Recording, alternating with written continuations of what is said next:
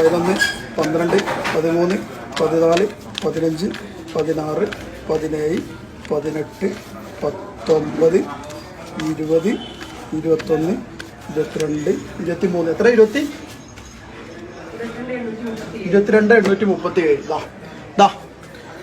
എനിക്ക് അവസാനമായിട്ട് പറയാനുള്ളത്, ഈ 4 നോട്ടിൽ അല്ലെങ്കിൽ 3 നോട്ടിൽ തീരേണ്ട കേസ് 22,800-ഉം 1000 രൂപ അപേക്ഷ ഫീസ് മാക്കി തന്ന ഈ ഒരു സർക്കാരിന് നന്ദി പറഞ്ഞുകൊണ്ട് ഈ പൈസ കൊടുക്കുകയാണ്. എന്നെ പോലെ 3.5 കോടി ജനങ്ങൾ ഇവിടെ ഉണ്ട്. ഞാൻ ഇതൊരു രാഷ്ട്രീയപരമായിട്ട് ഒരിക്കലും കാണരുത്. ഇത് എല്ലാ പാർട്ടിക്കാർക്കും വരേണ്ട ചാർജാണ്. എന്നെ പോലെയുള്ള 3.5 കോടി ജനങ്ങളുടെ ഉത്തരവാദിത്തം ഏറ്റെടുക്കേണ്ട മുഖ്യമന്ത്രി സാർ, അങ്ങേക്ക് വേണ്ടി തന്നെയാണ് ഈ പറയുന്നത്. ഇതുപോലെ എത്ര ആളുകൾ 940 പഞ്ചായത്ത് കേരളത്തിലുണ്ട്, മുനിസിപ്പാലിറ്റി ഉണ്ട്, കോർപ്പറേഷൻ ഉണ്ട്. ഇതുപോലുള്ള ഈ പഞ്ചായത്തിലും കോർപ്പറേഷനിലും ആളുകളെ അങ്ങേ അല്ലെങ്കിൽ അങ്ങയുടെ പാർട്ടിയെ ശപിച്ചുകൊണ്ടാണ് ഇറങ്ങിപ്പോയത്. എന്നെ പോലെ ഞാൻ അടങ്ങുന്ന നിങ്ങളുടെ വോട്ടർമാർ. ഓക്കെ,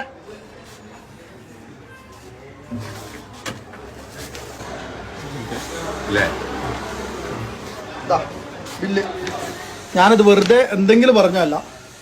എൻ്റെ പേരിൽ അടഞ്ഞ ബില്ല് റെസീറ്റാണ് ഈ കാണുന്നത്. മുഹമ്മദ് നിസാർ മേച്ചേരി ഉണ്ടോ, കുഴിമണ്ണ പഞ്ചായത്ത് 22,837.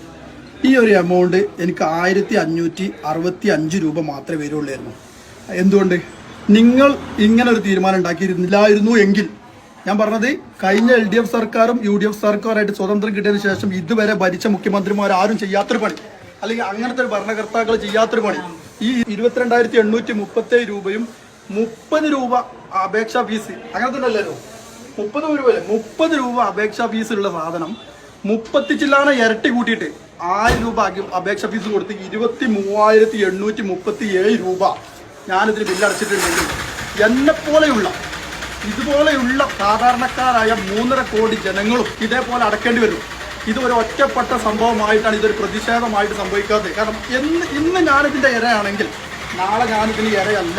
കാരണം നാളെ വരുന്ന മറ്റൊരാളാണ്, അവരും പറഞ്ഞ് അങ്ങനെ പോവാം. അങ്ങനെ ഇതുപോലെ ഇത്രയും അധികം കൂട്ടിയ ഒരു ചാർജ് ഇപ്പം അല്ലെങ്കിൽ തന്നെ നിങ്ങൾ മനസ്സിലാക്കണം. ഒരു വീട് എടുക്കണമെങ്കിൽ എത്ര ടാക്സ്, എത്ര കാര്യങ്ങൾ കൊടുത്തിട്ടാണ് നമ്മൾ ഓരോരോ വീടുകൾ കയറ്റുന്നത്. ഇത്രയും കഷ്ടപ്പെട്ട് ഒരു വീട് വെക്കുക എന്ന് പറയുമ്പോൾ നമ്മളെ ഗവൺമെൻറ് എന്തെങ്കിലും സബ്സിഡി എന്തെങ്കിലും തരും, അതില്ല.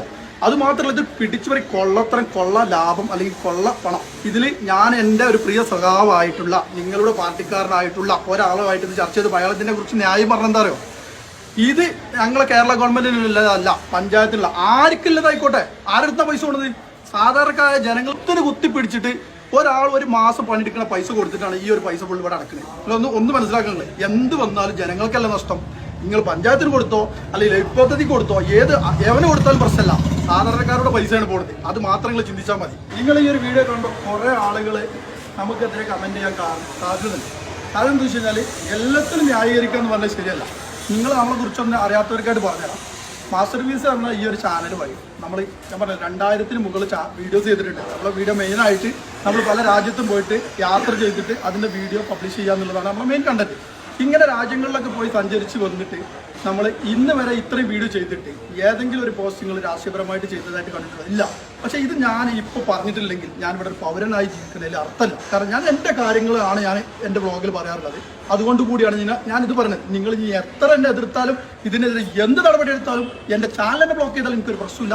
ഈ കാര്യത്തെക്കുറിച്ച് ഞാൻ പറയുക തന്നെ ചെയ്യും. വരേണ്ട സമയത്ത് പറയുക വേണം. അല്ലെങ്കിൽ ഇതുപോലെ ഇനിയും നാളെ ഇതിൻ്റെ ഇരട്ടി, ഡബിൾ ഇരട്ടി, ട്രിപ്പിൾ ഇരട്ടി ഒക്കെ ആക്കാൻ സാധ്യതയുണ്ട്. ഇതിൽ എന്ത് ന്യായം കണ്ടാലും ശരി, സാധാരണക്കാരായിട്ടല്ല ആളുകളുടെ കയ്യിൽ നിന്ന് തന്നെയാണ് ഈ പണം പോകുന്നത്. നിങ്ങൾക്ക് പലതും പറയാം, കേരള സർക്കാരല്ല ഈ പണം എടുക്കുന്നത്, പഞ്ചായത്തിനുള്ള ഫണ്ടാണ്. ഏവനായിക്കോട്ടെ, ഏത് ലൈഫ് പദ്ധതിയിലായിക്കോട്ടെ, സാധാരണക്കാരുടെ പൈസ പോണത്. അത് മാത്രങ്ങൾ ചിന്തിച്ചുകൊണ്ട് ഇത് അനുകൂലമായിട്ടുള്ള സംഭവങ്ങളായിട്ട് നിങ്ങൾ എന്ത് ചെയ്യണം, ഷെയർ ചെയ്യണം. മുഖ്യമന്ത്രിയുടെ കയ്യിലെത്ര എൻ്റെ പൈസ എന്തായാലും പോയി, ഇനിയെങ്കിലും ഇതിനെക്കുറിച്ച് കുറച്ചിട്ട് സാധാരണക്കാർക്ക് ഒതുങ്ങുന്ന രീതിയിലേക്ക് ഒന്ന് എത്തിച്ചു കൊടുക്കണം. വളരെ വിനീതമായിട്ട് പറയുകയാണെങ്കിൽ എല്ലാ തൊട്ടതിനും പിടിച്ചതിനൊക്കെ ചാർജ് കൂടുന്ന ഈ ഒരു കാലത്ത് ഇത് പറയല്ലാതെ അല്ല. ഞാൻ LDF-ന് UDF-ന് എടുത്തു പറയാൻ കാരണം ഇതുവരെ പല ആളുകളും UDF LDF ഇടതുവശം വലതുവശം മാറി കേരളം ഭരിച്ചിട്ടും ഇതുപോലുള്ളൊരു ദുരവസ്ഥ ഇന്ന് വരെ വന്നിട്ടില്ല എന്നുള്ളത് പറഞ്ഞുകൊണ്ട് നിർത്തുന്നു. പിന്നെ മറ്റൊരു കാര്യം, ഈ 20 കോടി രൂപ ചെലവാക്കിയപ്പോൾ വിവാദമായി സംഭവിച്ചുകൊണ്ടിരിക്കുന്ന കേരളത്തിലെ 7 ദിവസത്തെ പരിപാടിയിൽ വരെ ക്ഷണലായ ഞാൻ പോണില്ല, പോത്തന്തരം ഇതൊക്കെ തന്നെയാണ്. അങ്ങനത്തെ ആളുകളിൽ നിന്ന് പിഴിഞ്ഞിട്ടാക്കി ആ പൈസൻ്റെ പരിപാടിയിൽ ഒരു വെള്ളം വാങ്ങി കുടിക്കാൻ വരെ എനിക്ക് താല്പര്യമില്ല എന്ന് പറഞ്ഞുകൊണ്ട് ഇവിടെ നിർത്തുന്നു. ബൈ.